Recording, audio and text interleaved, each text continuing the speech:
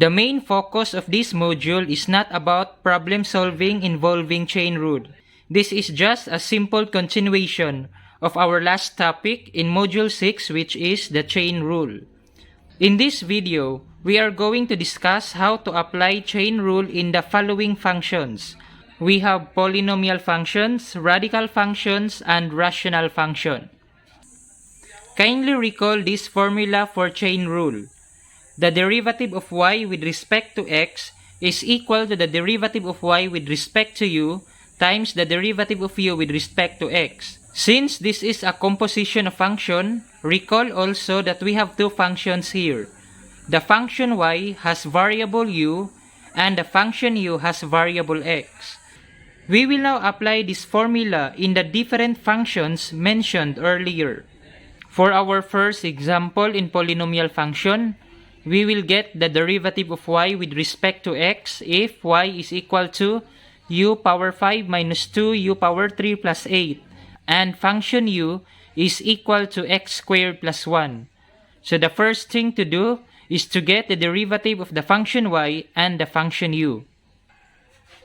To get the dy over du, we will get the derivative of the function y by applying the different rules of differentiation. And we have 5u power 4 minus 6u squared. And for our du over dx, we will get the derivative of the function u with respect to the variable x. The function u is x squared plus 1, and the derivative of this function is equal to 2x. This time, we are going to apply the formula of the chain rule. Substitute dy over du and du over dx. dy over du is this one, so you have 5u power 4 minus 6u squared. And du over dx is 2x. Next, we are going to substitute this u using this function u, x squared plus 1. That becomes 5 times x squared plus 1 raised to the 4th power minus 6, change u by x squared plus 1, then raise that to 2nd power because of this u squared, times the 2x. There is no need to simplify this further, as long as we are not violating any power rules. If the given are the following, y equals 4u cubed and u equals x squared plus 5x, find dy over dx. For the function y, the derivative of this function is 12u squared. And for the function u, x squared plus 5x, the derivative of this function is 2x plus 5. Applying this formula, dy over du is 12u squared, and du over dx is 2x plus 5. After that, change u by x squared plus 5. So that becomes 12 times this function u squared times the 2x plus 5. So this is now the derivative of the function y with respect to the variable x. In this lesson, we will now use the chain rule to compute the derivative of the radical function. Kindly recall some laws of exponent and how to simplify radical expression. For the negative exponent to simplify, we will get the reciprocal and use the positive exponent. If we have the same base, in the case of a power n times a power m, since they have the same base, just copy the base a and add the exponent n and m. For the power of the power, the an raised to the m power, we will just copy the base a and multiply the exponent n and m. Take note also that square root of a in exponential form is a power 1/2. And the square root of 9x is equal to the square root of 9 times square root of x. And since 9 is a perfect square, then we will get the square root of 9, and that is now equal to 3 square root of x. Find dy over dx if y is equal to square root of u and u is equal to square root of x. First, we will get the derivative of the function y and the function u. Since the exponential translation of square root of u is u power 1/2, so the derivative of that is 1/2, 1/2 minus 1. And 1/2 minus 1 is negative 1/2. And to simplify this u power negative 1/2, that becomes 1 over 2u power positive 1/2. So this is the derivative of y with respect to u. Next, we will get now the derivative of the function u.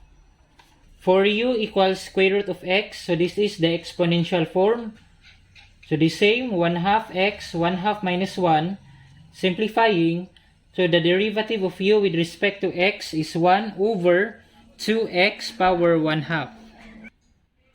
By applying the formula dy over du times du over dx, the dy over du is equal to 1 over 2u power 1/2 times the du over dx, which is equal to 1 over 2x power 1/2. Next, we will substitute u by the function square root of x. U in the original given is equal to square root of x. So we will just simply substitute u by square root of x. And this time, we will transform square root of x into an exponential form, and its equivalent is x power 1/2. And this one is raised to the 1/2 power. And by using this rule, the x power 1/2 raised to the 1/2 power, we will just simply multiply their exponent, so that is equal to 1/4. The simplified form of this part is x power 1/4. Next, we will multiply numerator by numerator and denominator by denominator. In the denominator, we have x power 1/4 times x power 1/2. In this form, we will just simply copy the common base and add the exponent. So we have x power 1/4 and x power 1/2, copy x, add 1/4 and 1/2, and that is now equal to x power 3/4. For the numerator, 1 times 1 is 1. For the denominator, 2 times 2 is 4. And x power 4 and x power 1/2 is x power 3/4. After that, we will change this exponential form to radical form. So that becomes 1 over 4 times the 4th root of x cubed. Find dy over dx if y is equal to square root of u plus 2 and u equals 4x minus 2. Let us first get the derivative of the function y and u. We change this radical form into exponential form, and this is the derivative of y with respect to u. For the function u, the du over dx is positive 4. We will now apply the formula of the chain rule. dy over du is this one. Derivative of u with respect to x is 4. Multiplying, so we have 4 over this one, 2 times the quantity u plus 2 power 1/2. Since we have common of 4 and 2, so we can cancel this. This becomes 2 and this becomes 1. So that is the reason why we have 2 over the quantity u plus 2 raised to the 1/2 power. After that, we will change this u by this function. By substitution, this is u plus 2. U is 4x minus 2 and this is u plus 2. So we have 4x minus 2 plus 2 raised to 1/2 power. We can cancel negative 2 and positive 2. Therefore, the remainder in the denominator is 4x raised to 1/2 power. And if we will change 4x raised to 1/2 into radical form, that is equal to the square root of 4x. And the square root of 4 is positive 2. So we have 2 square root of x. And we can cancel 2 and 2. Therefore, the answer is 1 over square root of x.